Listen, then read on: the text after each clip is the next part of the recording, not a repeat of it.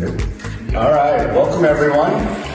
I'm Rob Cummings with Encompass Solutions. Encompass Solutions is an Epicor partner focused on driving business excellence. Today we have the honor of hearing from John Madden, who is a leader in digital transformation. John and I go back 5 years now. We have worked together implementing Epicor in 5 business units with more business units to come.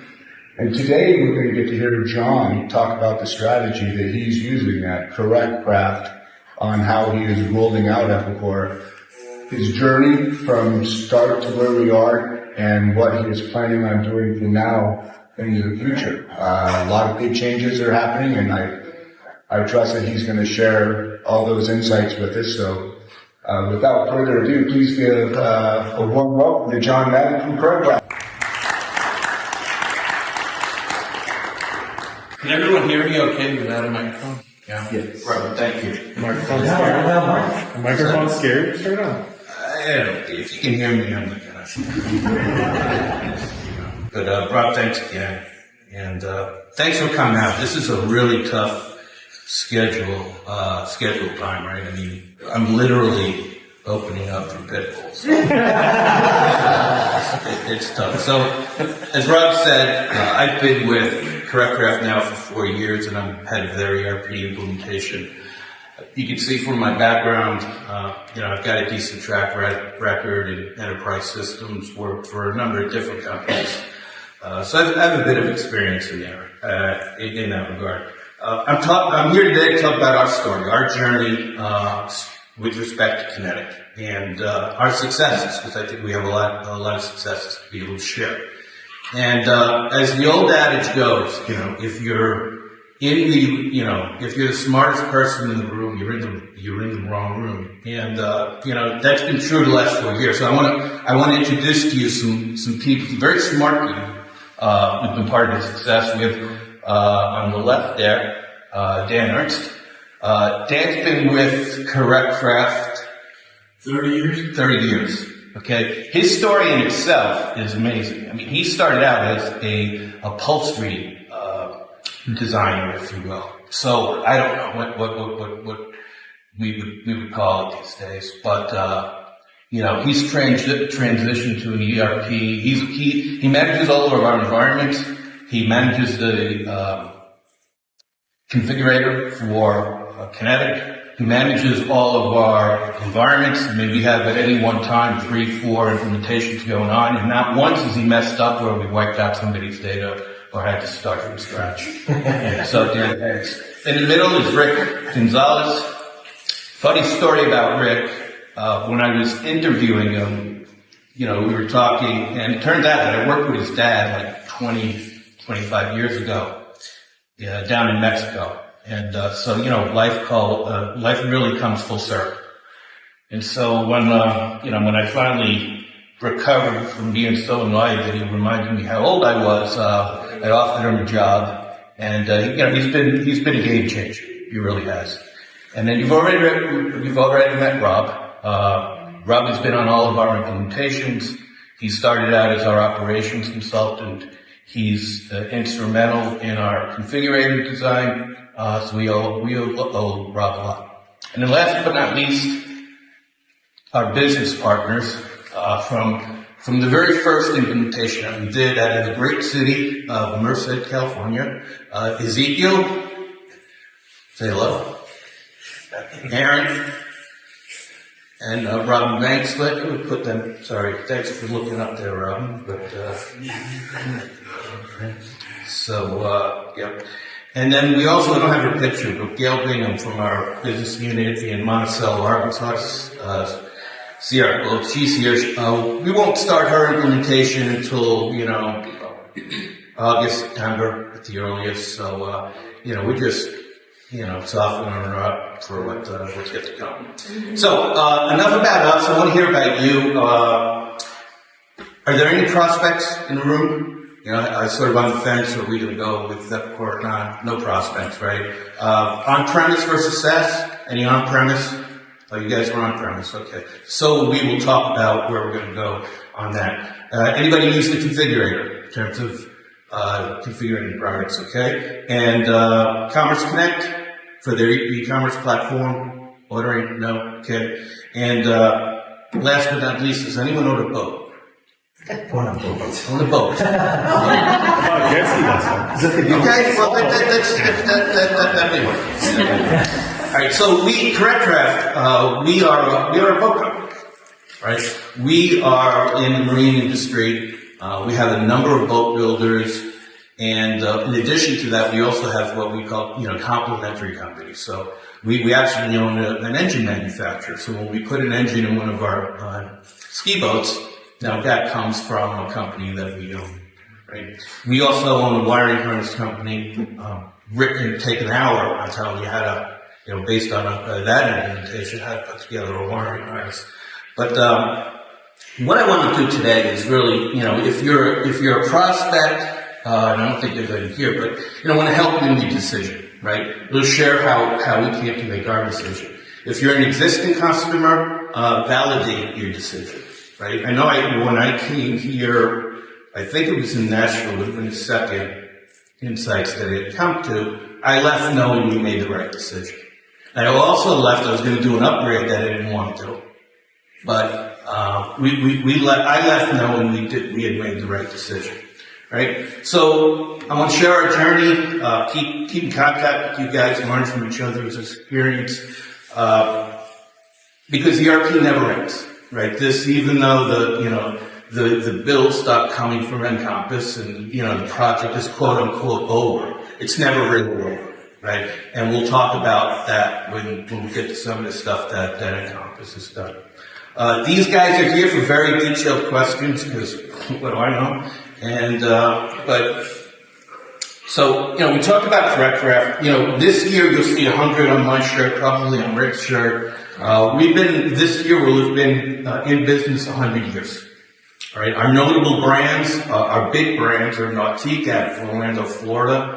Centurion Supreme out of Merced, and those boats are used primarily for water skiing or wakeboarding, right?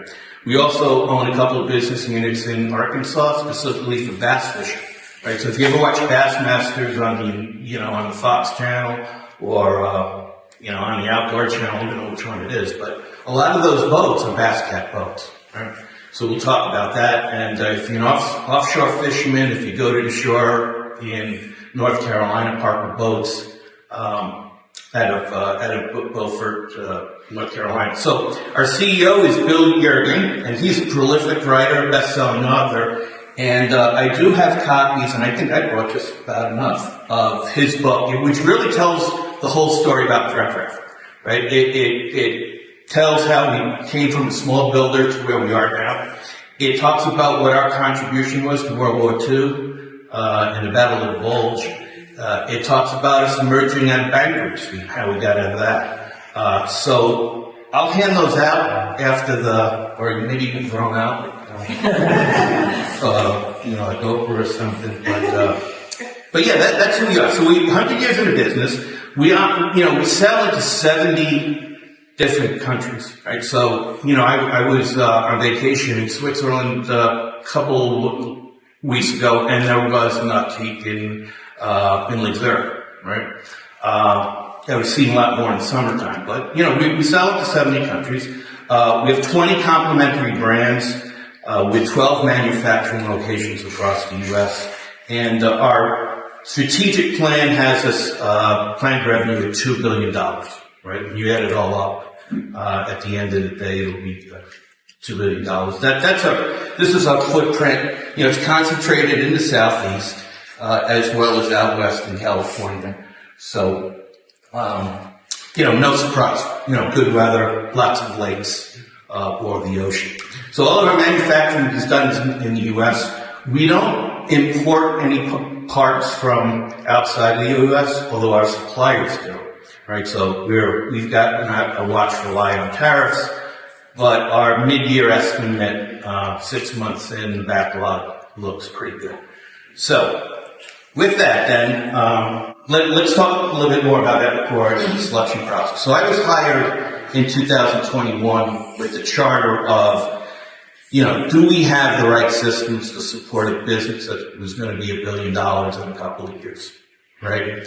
Nautique had Epicor, Parker had Infor, you probably have heard some of those. Others had Fishbowl, QuickBooks. Believe it or not, some had nothing, right? Others had had good systems, but they were owned by very tightly held organizations, so there wasn't going to be a lot of growth there. So in terms of the business, right, we're coming out of COVID, everybody wants a vote, right? We're cooped up in the house for the last 9 to 12 months. Everybody wants a vote. And we know what COVID did to the supply chain, and obviously we had challenges managing inventory. And, that was showing up in the financials with wild swings in inventory, having too much of one thing, not enough of another. And what that ultimately meant is we couldn't get those boats out to our customers, right? We had multiple ERP systems, right? Lots of manual processes. I can't, Robin can stand up here and tell you the nightmares of trying to reconcile inventory between Fishbowl and the general ledger system, right? Basically she had to throw everyone out of the system, go have coffee, come back when I'm done, right? We don't have to do that anymore. From a process perspective, there was a lot of misalignment between critical business functions, so we had to work on that. But ultimately, the systems weren't really integrated, right? And we had to do this all while minimizing the disruption to the business. And I'll talk about that a little bit later. But I've worked for some big companies, right, that had big budgets, and typically what you do is, you take 10 to 20 of your best people and you put them in a war room for the next 2 years. Right? We didn't have that luxury. Right? We had to keep the business going, and we had to keep the business moving forward. So I can't say enough about the stick-to-itiveness of this group of making it happen. They really are really movers and shakers when it comes down to it. They don't take no for an answer, and that makes all the difference. And that would have happened had we done Epicor, had we done Infor. It wouldn't have happened if we did SAP, because it just wouldn't. Not to knock SAP, but I'm not knocking them. They're a great company, but some things are not for. So the action plan is, okay, let's do a quick software validation. Guys probably spent 6 to 9 months visiting all the different companies, and evaluating, what key functionality these ERP systems have, right? And so, we quickly agreed upon Epicor. We put together a business case. We made I'll say we renewed some key partnerships, because our folks at Encompass have been with us forever, but there was a long period of time there when we didn't do anything, right? So we'll talk about that. The other thing is we needed time to migrate to a virtual cloud. Now we're in Florida, right? So I wasn't going to be the guy that would centralize Epicor for, 7 companies and then get hit by a hurricane and tell everybody across the nation, go home, right? I wasn't going to be that guy. So, talk about what we did there, right? And then we did an implementation plan, based on need. Who had least capability and who needed most from a business perspective, right? And so that's sort of the plan that we followed, right? So why did it come down to Epicor? Why did it come down to specifically Epicor as a company and as a product? My first data point, whether I'm looking at an HR system or payroll system, what have you, is everybody familiar with the Gartner Magic Quadrant, right? It's a data point, right? But the first thing I look at is, do these guys show up there, right? Because if they don't, that tells you something. It doesn't necessarily tell you whether they're a good system or a bad system, but, sometimes as a ERP or software provider, you kind of have to play the industry game, right? Whether it's Gartner or Forrester, right? But, is your name out there, right? So I think this is the most recent one, but right, you see that, Epicor is clearly a leader. I mean, it didn't matter to me how high or low they were in the box, but they were there. And what made it a little tough is Infor was there too. So, but we did a fair evaluation. I think, we looked at functionality, we looked at the technical requirements, obviously the reputation of the company, but, essentially Epicor sweet spot, mid-market manufacturing, the marine industry, right? Based on Microsoft technology, they put a lot of work, a lot of research in development and getting from where they were to the advantage to where they are today, right? So that was key. And there was also, some strong customer engagement. I came to my first, I guess it was 2012, my first, what was it, 2021? It was our first Insights conference, and I was impressed by the number of people who showed up. So I told them something. I said, these guys are here to stay, right? And then around the critical functionality for us, I'm going to talk about how we leverage the product configurator, how we manage our jobs, and it needed to be adaptable to different manufacturing processes, right? I mean, we all make boats, but we make different boats, and we make them in different ways, and we use different materials, right? So what we implement in Centurion is not going to work in Basket, and it's not going to work with Parker, right? I've come from companies that have a luxury where all they made was plastic bottles, so that's how we're going to do it. If the plant is, Main Street, USA, or is in Singapore, or is in China, the process is going to be the same. Can't have that with the boat industry. So, just roadmap here since 2021, we've done 2 major upgrades. Right, we've gone live with 5 companies, including a startup that we couldn't talk about until last week. That was for, if you're familiar with pontoon boats, right? They're just big boats you hang out on a lake or something. And then looking ahead from this year into next year and beyond, we'll go live with at least 4 more companies, right? Provided we don't do any more, any more surprises around new investments, and we'll have migrated to the cloud, right? So, I'm showing my hand here, but I think that some of you actually helped us in making that decision. So, as a holding company, right, one of the things you get into when you're implementing really any system, but specifically ERP, is balancing corporate requirements versus the operational side, right?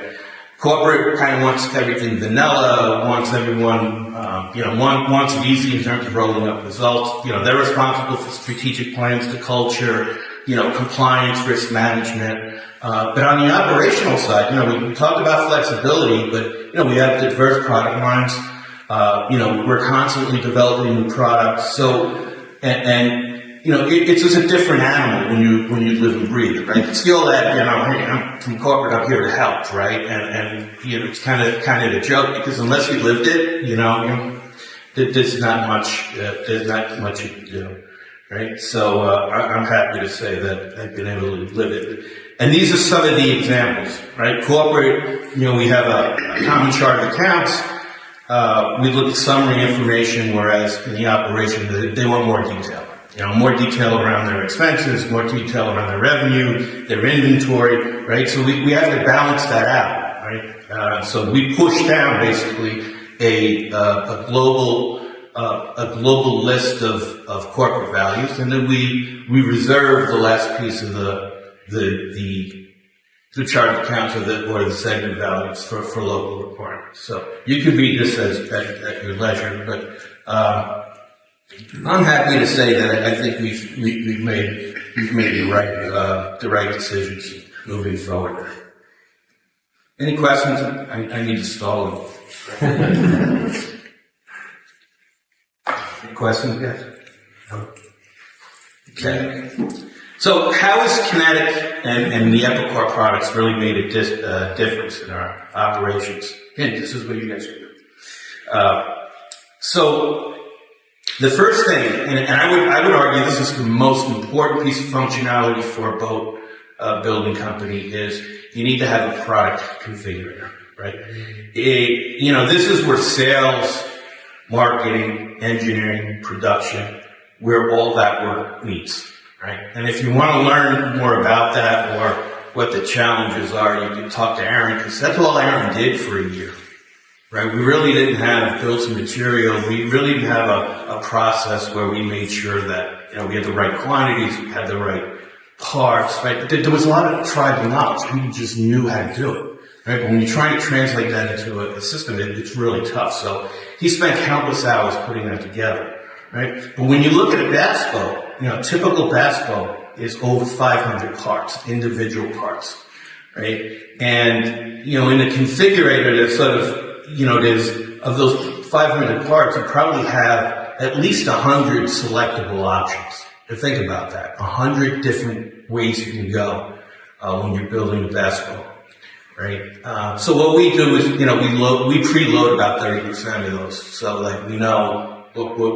the standard options are, and with that covers us in the bass business, covers us over 12 models. And we do that with one configurator, right? So if you look at it, our primary channel, if you will, is a dealer network, right? We don't sell boats direct, right? If you want a boat, you have to come in and come into a dealer. So has anyone bought a car recently? Okay, so when I bought my car, I filled out all my options online, and I come with the quote. I sit down with the salesman. What does he do? He's rekeying that into some OEM system, right? So this is what we're using sort of as that system. Now we do have consumer-facing applications to facilitate that, but I don't think we can expect an end customer to fill out 100 options for a boat. They'll be out the door in 10 minutes, right?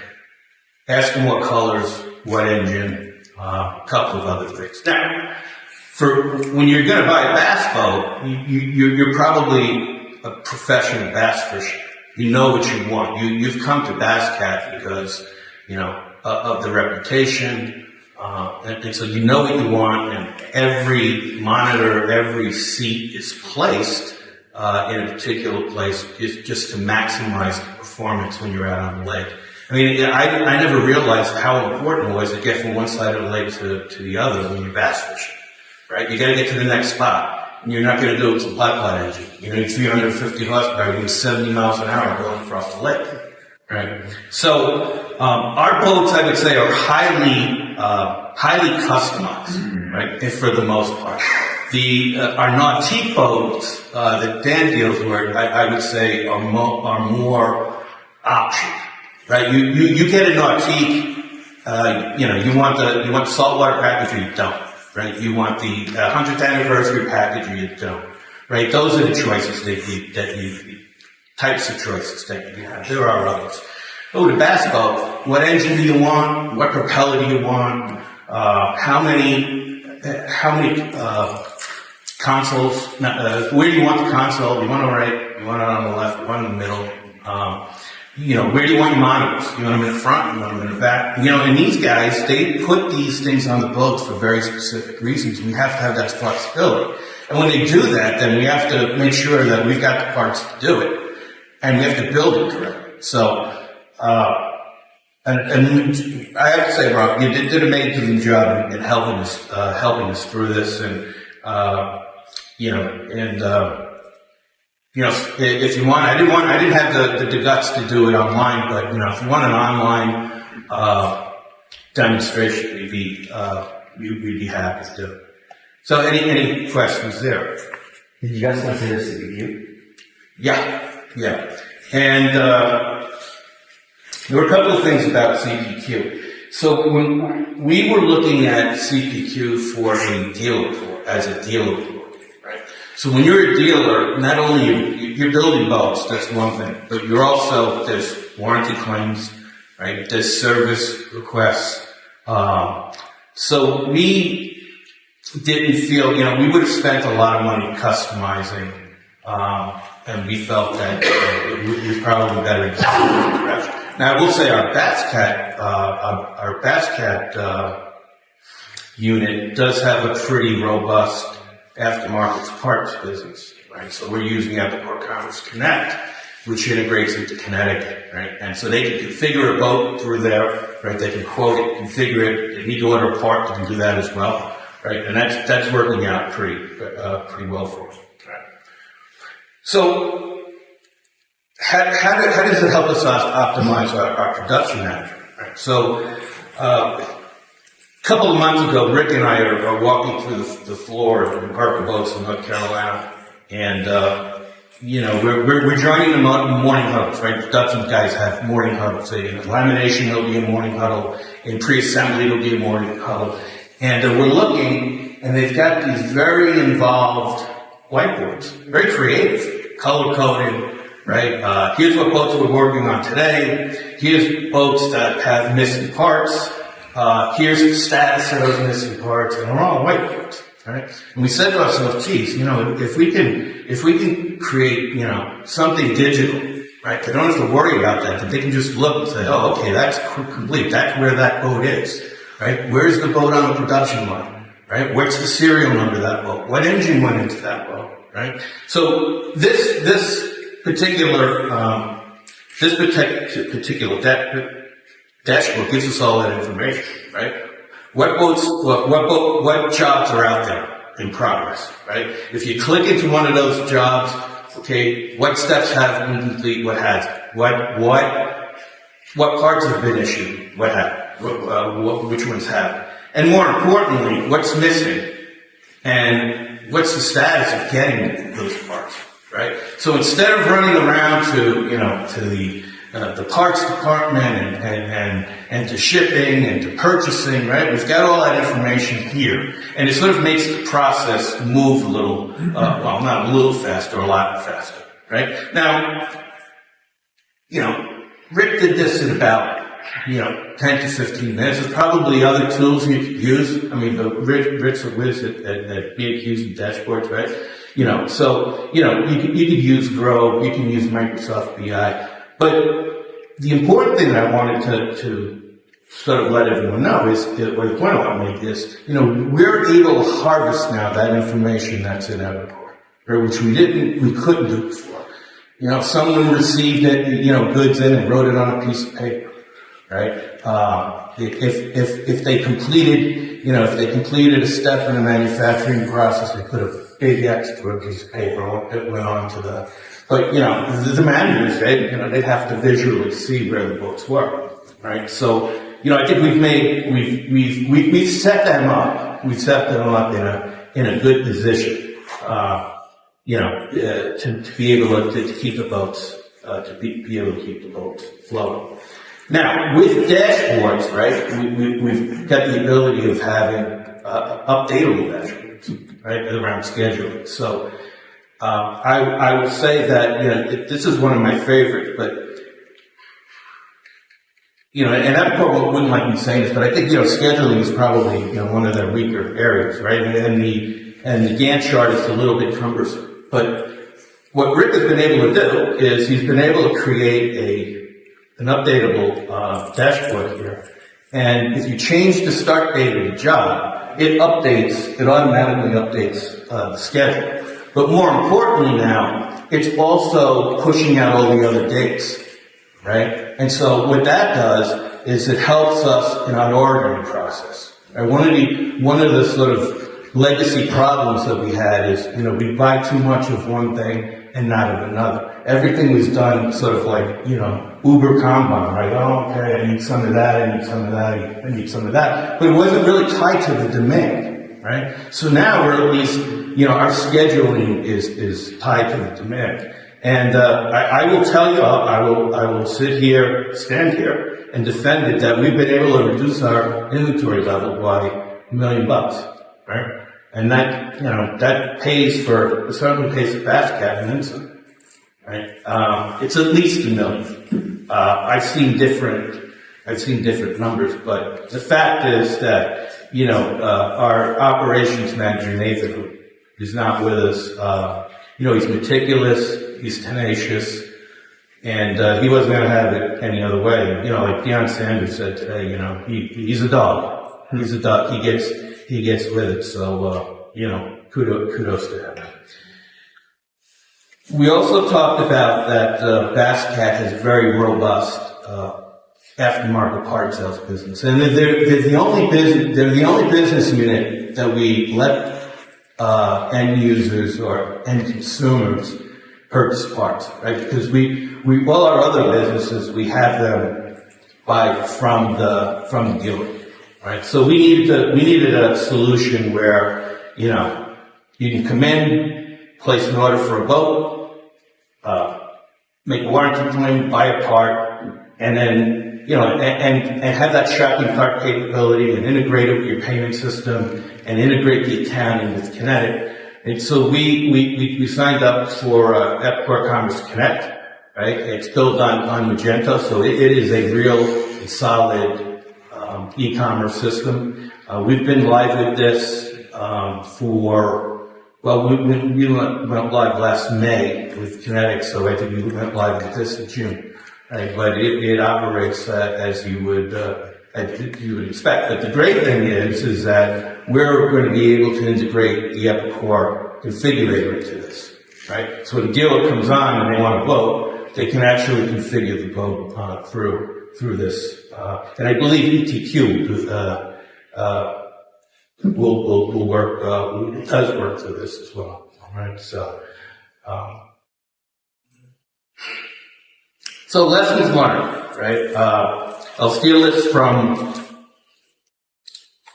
Encompass, but we take the crawl, walk, run approach. Right? We don't try to do too much, bite off too much in the very beginning.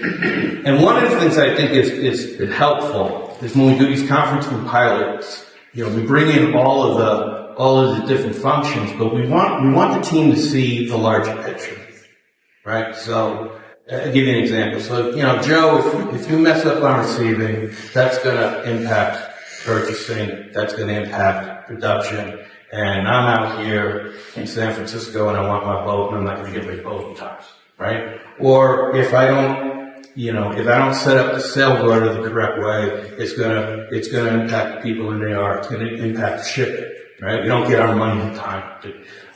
Customers not satisfied, right? So maybe some of you sort of take that for granted, if you will, but we work hard to try to close that gap.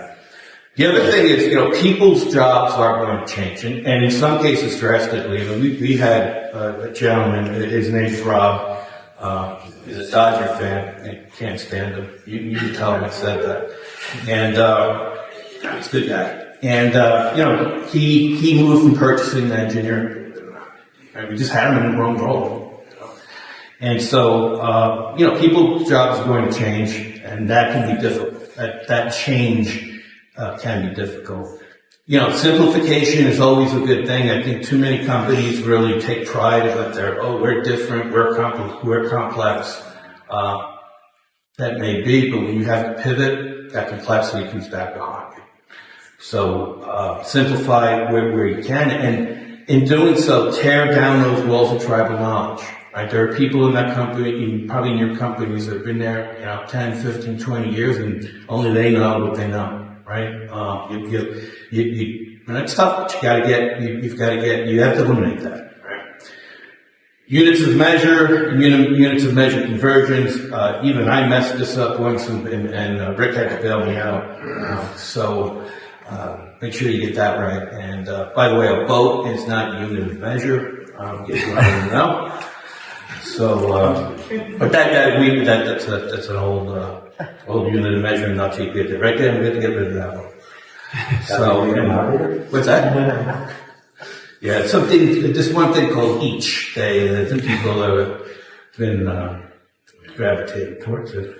The other thing is practice. And what I mean there is, anyone can create a sales order, right? But it's the exceptions. Right? It's the exceptions that kill you, right? Anyone can issue a part to a boat, but what happens if the part's broke? What happens if the boat has to come back? How do we account for that, right? What happens if the customer calls, wants a shipment, but we have to drop ship it from a vendor, right? Those exceptions are what come back to haunt you and what frustrate people, right? So pay a lot of attention on that. Not that you won't, but you give it it's hard work, I guess is what I'm trying to say. So what's next for us? We're going to have the full implementation of Epicor Commerce for BassCat up and available by July. It'll include dealer quoting, the dealers entering boat orders and warranty claims. We have the remaining Kinetic rollouts of Parker Boats, CRX, that's Gale's unit, and our engine companies in South Carolina and in Tennessee. We'll have planned to, I'm sure that the guys didn't have a contract for me waiting to sign, but we are going to migrate to the cloud, right? It's just only a matter of time, and I think the considerations really, the retirement of the classic screens, our ability to keep current, right? So we did 2 major upgrades, but we're already 2 behind, right? And that takes a lot of resource and planning, and this way it kind of forces it, right? And and again, scalability and the cost, right? When you look at the cost of what we're paying in terms of hosting and what we're paying in maintenance, it kind of washes out, right? It does. So, and then we'll continue our focus on consumer-based platforms, right? How do we attract more consumers to our dealerships, right? Giving online tools to be able to configure boats, and that automatically passes in to the to Epicor, right? We have a project going on now. I won't talk a lot about it, but it's customized, and maybe I'll be back in 2 years to talk about that. And then Industry 5.0, I think they're at 4.0, but I'll call it 5.0. But really, I'll call it retooling of the workforce, right? And we face the challenge a lot when you get guys on the factory floor, like, hey, my job is to build boats, or